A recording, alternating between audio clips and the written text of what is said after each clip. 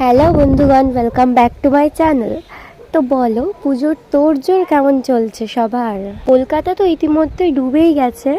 আর পারবি না, কত জন্ম পরে আমি আইলাইনার পরছি।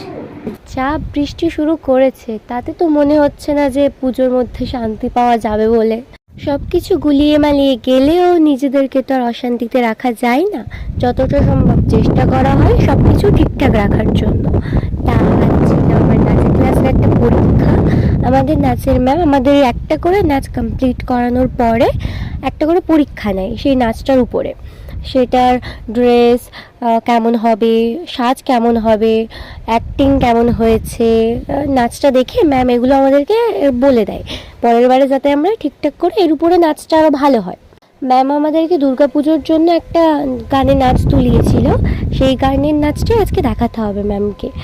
তো আমি, আমার বোন আর একটা নাচের ক্লাসের বান্ধবী চলে এসেছিলাম ক্লাসে।